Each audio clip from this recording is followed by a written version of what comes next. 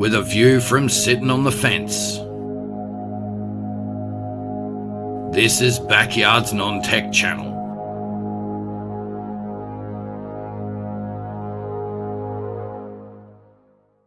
Hey, Sittin on the fence here at Backyard's Non-Tech channel. It is Monday morning here in Victoria, Australia. And it amazes me how many people even now think I live somewhere else in the world. Must be some people who don't even believe that Australia has internet sometimes. Anyhow, there's no way I'd talk about this on my main channel because you get into trouble. But I can talk about it here. And having gone to one of Melbourne's fairly well-known, religiously backed schools, although managing to bypass all the religious stuff, this is something I've spoken about many times in the past amongst friends and other people, and I've always got myself into trouble over it. Because the fine line is so blurred now, it's ridiculous. What are we talking about? Race, religion, politics, the three lines. And the blur that I see with those three individual lines. Now, religion is not just a religious point of view, it's also a political ideology point of view as well. And whilst Christian, Baptist, Catholic, etc., etc., etc., so that whole Christian Catholicism stuff all essentially is in a same both religious and political ideology with some differences. Okay? You have your extremists, which we all know about. Every religion has them. The same can be said for Islam, or Islamics, Muslims, whatever you want to call it. It is a religious and political ideology. But sometimes that gets confused with race. And it is amazing, from my point of view, how often when you have a go at a religion, you end up getting called a racist. If you have a go at a religion, that's anti-Semitism. If you have a go at a particular area of the world containing a particular type of population, that is racism. Alright? This is something that's been eating at me for 25 years or more. How the hell can you get racism and Semitism mixed up? For example, if you say, I don't like Muslims, before the anti-Semitists have got on your back, the anti-racism people have got on your back, and they start calling you a racist. But Muslim isn't a race. Muslim is a political and religious ideology. So is Christianity. So is Jewish. Okay. For example, the Muslim world. Okay? The default location is around the Arab states. So the race, as far as I'm concerned, is Arab. That Arabic area of the world. It's like here in Australia.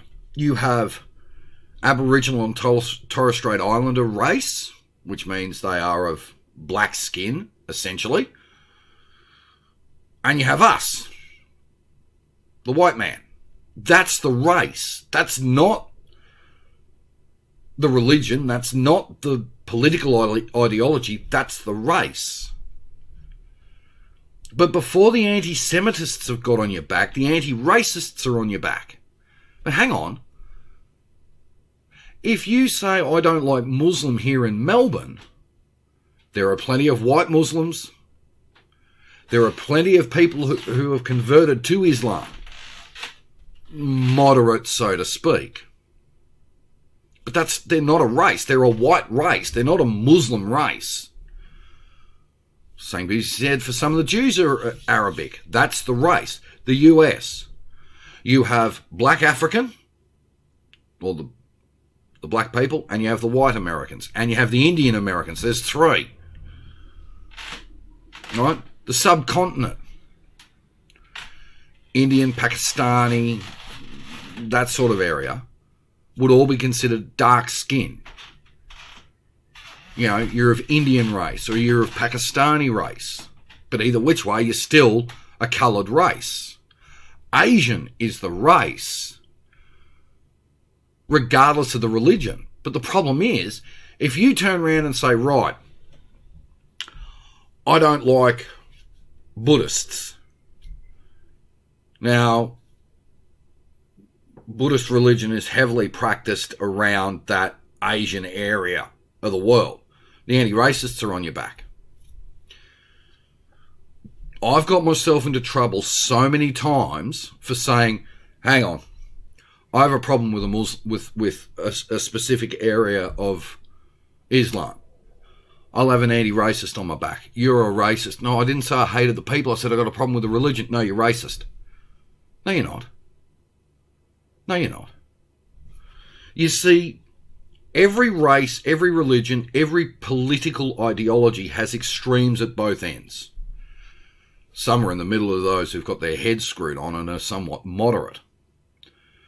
We often talk about extremists in Islam, or Muslim, whatever you want to call it. I can never tell the difference between a Muslim and an Islamic. To me, they're both the same. Right, so we know we have the extremists there. Doesn't mean we don't have extremists in the Jewish world. We don't have extremists in the Christian world. We don't have extremists in the Catholic world. For example, an Australian former Prime Minister was a hardline Catholic. Really hardline Catholic. Okay? Look at America. The USA is full of extremists of one religion and moderates of another religion, but that's not racism, that's Semitism. If I say I hate Muslim, well, that's anti-Semitism, that's not racism, anti-racism. That's anti-Semitism. If I sit there and say I hate the Arab world, then you may have an argument for racism, but you're not going to, you'll have the argument. The fine line from where I see it now with, religion, politics, identity and race, it all seems now to just come together in one big messy paper mache ball. It's phenomenal. The issue is, and always has been, that you, more so now than ever before, you're almost expected to accept everybody. There are prejudices in the world. The fact is, though, do we actually have to love everything about everything?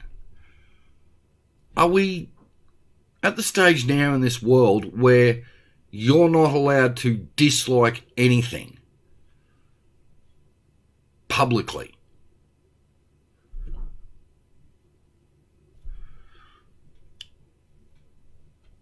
You have religion and politics very close to each other.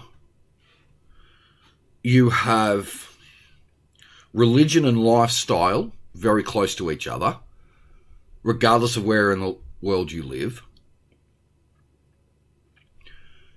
Are we at the stage now where we cannot dislike anything?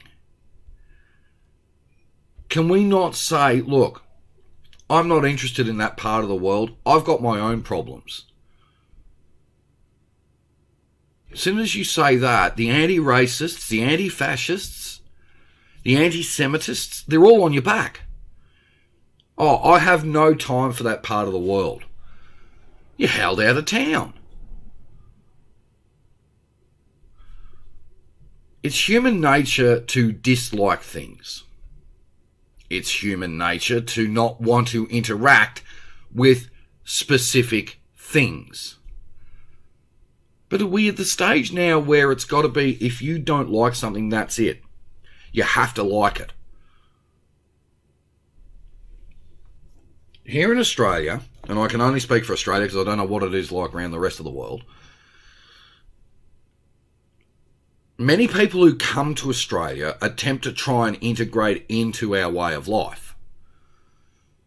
However, that sometimes fails, and it fails catastrophically. You have migrant communities from various parts of the world and various religious areas of the world who bring their way of life to us and don't adapt.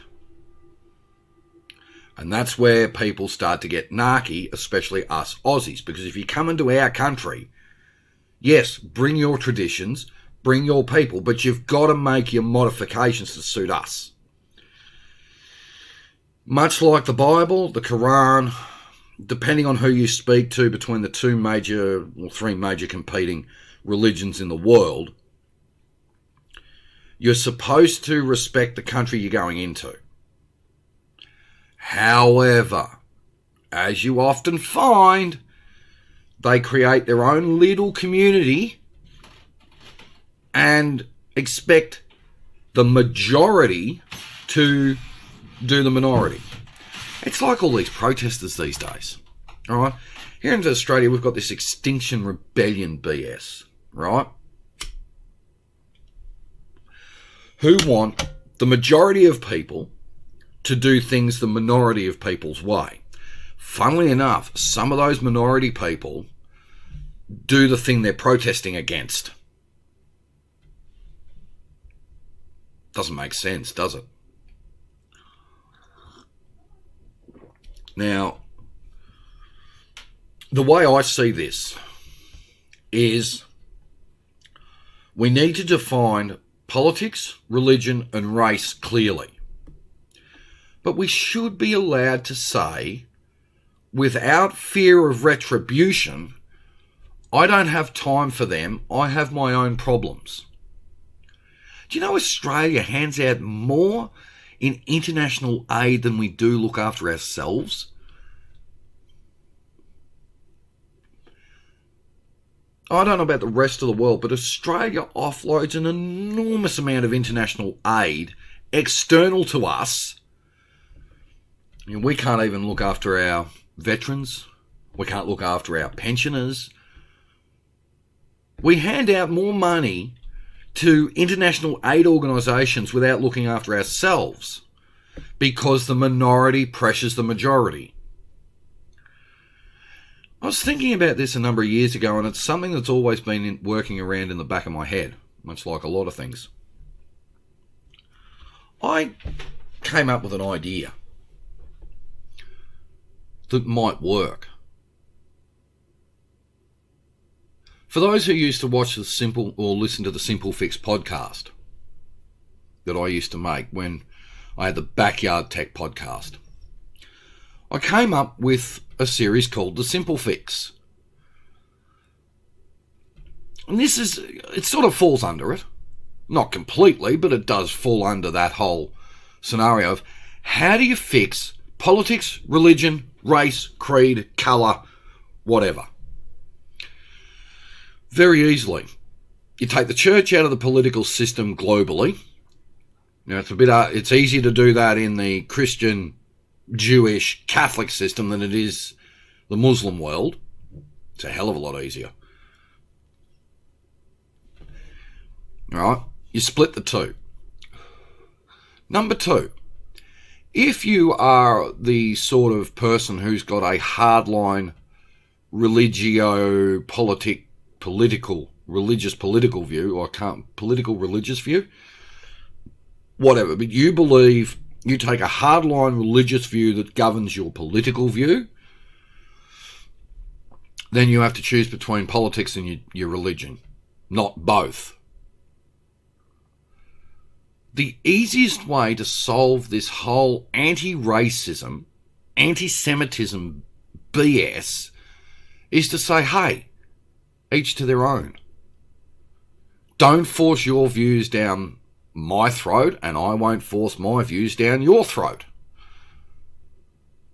You remember that whole thing many moons ago about, if the world just came together and accepted everybody? You're never going to have that. Because you're going to have extremists at one end, moderates and lazies. I'm somewhere between moderate and lazy myself. I mean,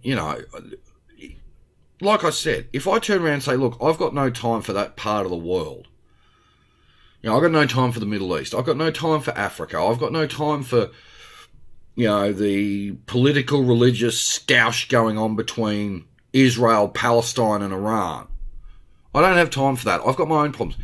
You are belted for being racist, anti-Semitic, all this time. Hang on, I've got my own problems. I don't have time to worry about their problems. I've got my problems. That should be enough to stop the harassment, but it's not.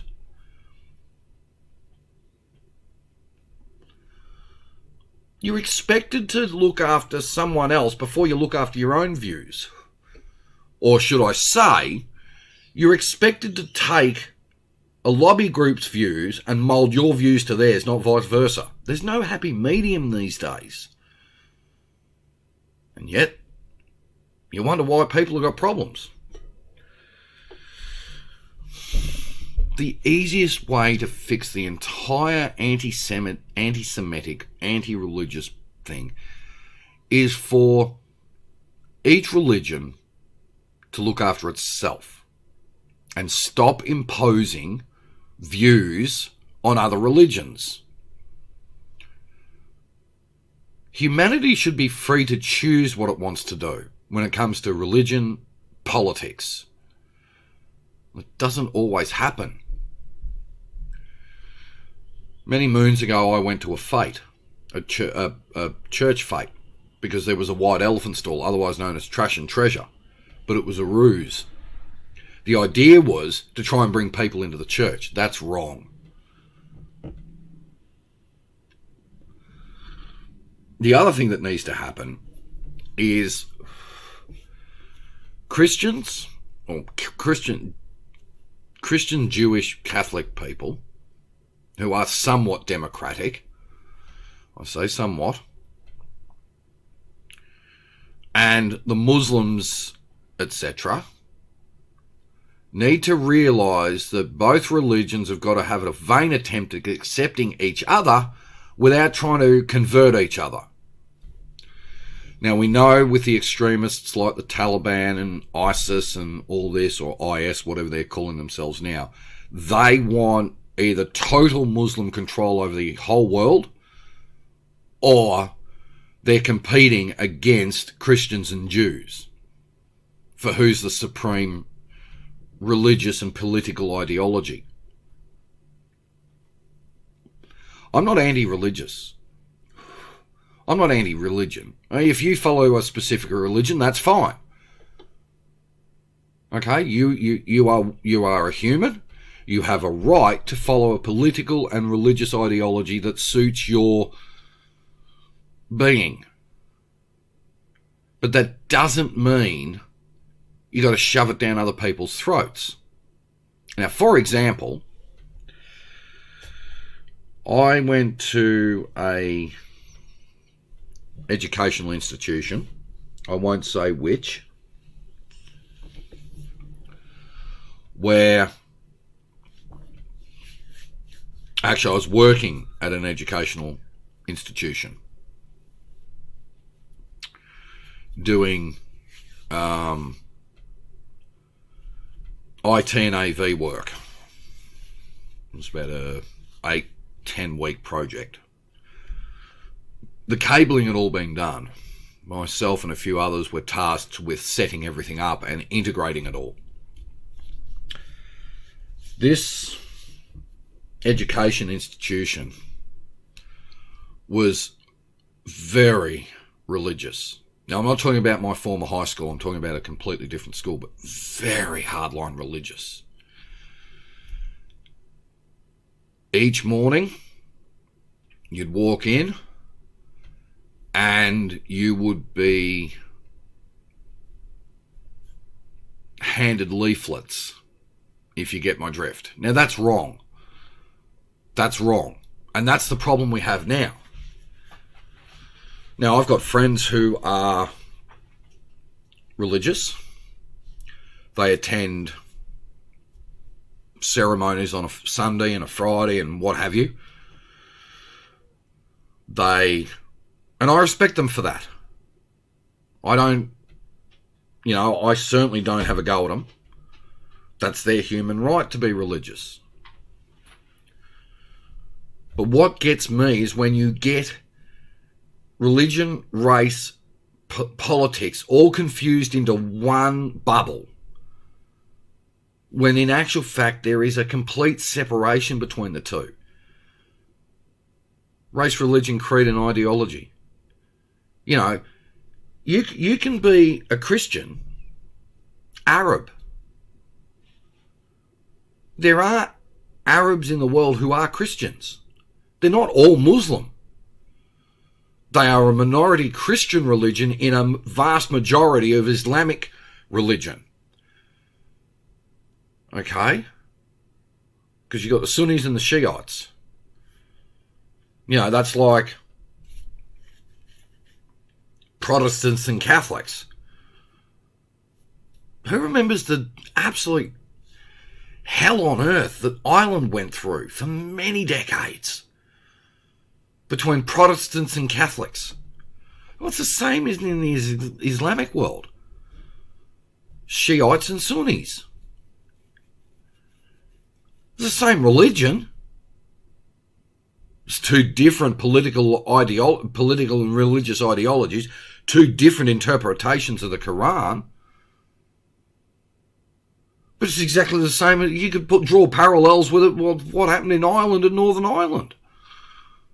Catholics versus Protestants. They came to a happy medium in the end. But that was also race v. religion. They're two separate topics. You can have one race and 7 different religions in that one race. See, to me, you have white man, black man, Arabic, and Asian. Sorry, white, black, Arab, and Asian. Really, there's only 4 races in the world. The white race, the black race, the Arabic race, okay, and the yellow race, which covers Asian. But within those 4 topics, you have hundreds of different political and religious ideologies. Yet, if you say you don't like the Arabs, well, you get the anti-Semitists and the anti-racists on your back. If you say you don't like Asian, again, if you are anti-Asian, yes, that's racism. But that's not anti-Semitism. That's anti-racism. I mean, what do you do? It's amazing the confusion these days. And this is why I just live my life. I take an interest in what's going on, but I'm not going to change what I do to suit them. You know, it's like the hardline vegans and that we have here in Australia, and the hardline animal rights activists who go around invading farms that want all Australians to convert to veganism. I like my red meat. Why are you trying to force your views down our throats? We all know it now. Minority is trying to control the majority all the time. The minority lobby groups are trying to control the majority groups, and it doesn't work. Right? But it's the same in race and religion and that. If you want people to accept people, you've got to have a bit of give and take. You can't force a majority religion to accept a minority religion. For example, Buddhists. Now, Buddhists accept everything. They don't have a specific one type of being like, say, God. It's spiritual enlightenment, which is fine. That's fair enough. But they're not trying to shove their views down your throat. Melbourne's Jewish community, fairly large Jewish community in Australia, practically got a fair chunk of a Melbourne suburb. But they keep to themselves. They've made their own little enclave. But the Jewish have adapted themselves to suit the Melbourne way of life. So yes, they're their own little enclave, especially during a Friday and Saturday night, the Sabbath. But during the week, you wouldn't know. I just think the whole world's messed up and fucked up these days. I just get sick and tired of people trying to shove. It's like what happens on my main channel. And this happens so many times. I've had people try and shove OSs down my throat because the one I've looked at is, in their eyes, shit. Now hang on, you're a minority person. You know, it was like when I ran OpenBSD on my Sun server. People were trying to tell me what to do. People were demanding I do X, Y, Z. It's my stuff. Why am I doing your stuff? You want to do it on your own equipment. It's the same thing.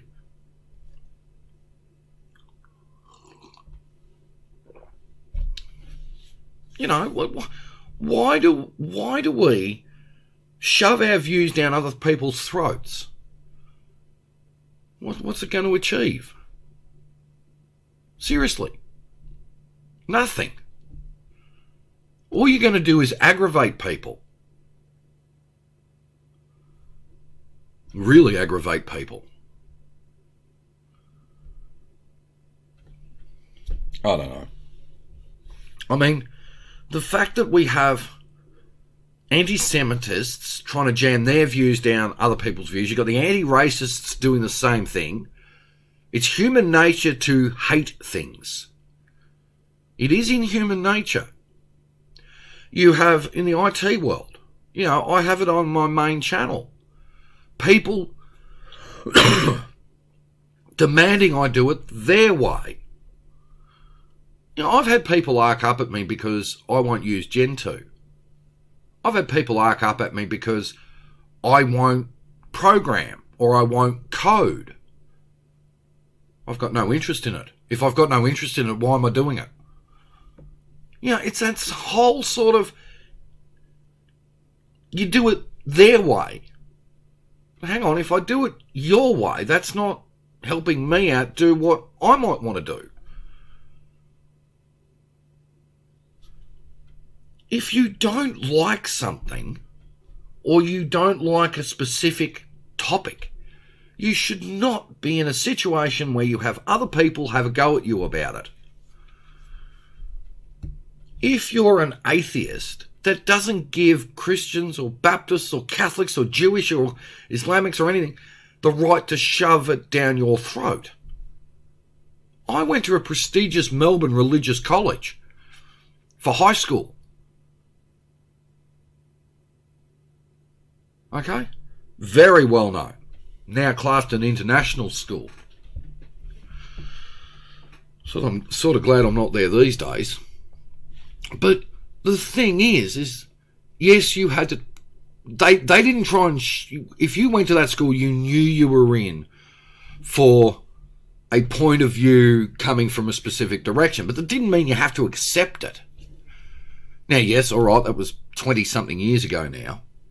But nowadays, if you are of a specific political or religious ideology, the 180-degree opposite of you tries to tell you, come to my side. Hang on, I don't want to go to your side. I want to stay on my... No. Your side's inferior, come to ours. Why? Can't we just say, hey, I'm going to do X, Y, Z because X, Y, Z suits me. And if you want me to do MNO, well, no, stuff you. Seriously. Linux, Unix, and Windows. Now, there's three religions. You got the hardline Windows users who refuse to accept Linux or Unix. You've got the hardline Linux users who refuse to accept Windows users or Unix users. And then you've got the Unix world who, unfortunately, are slightly pig-headed and do believe that Unix is for everybody. No, it's not. I used to get into a lot of... For those of you who've been around my main channel a long time and have now joined me here at the other channel, you guys will remember the amount of shit I used to cop for not... when I had the e-server running. This is why I'm not in no hurry to get the e-server back up and going. Because I know the minute I do, people are going to start telling me what to do. You don't do that. Look, I don't go up to a Christian or a Catholic or anyone like that and say, hey, you know, your religion's shit. You should be doing what I do, which is nothing. No religion. I don't do that. And the reason I don't do that is because, hey, it's your life. You do what you want to do. I give up. You know, it's phenomenal. How many people get the religion and the political ideology all crossed up? You know, it's like the operating system and software ideology. You do it your way, not your way. You know, people don't like the way I do hardware fault finding. They expect me to do it their way. But hang on, what if your way doesn't get me the result I want? Oh, it won't get you the result you want, but it's better my way. Well, no, it's not. And this is the whole problem now. Everyone seems to have a go at everyone about everything. There's no acceptance anymore. Part of the reason I got out of the IT industry.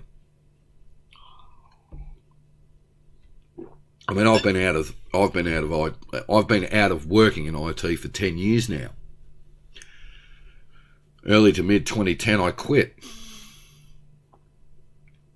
I think it was a good move, actually, because the industry would kill me now. But that's the thing. There's a lot of politics in IT now too, when you think about it. Anyway, there we are, sitting on the fence. Let us know what you think. Put your comments down below and head back to the other channel. Have a good one. Cheers.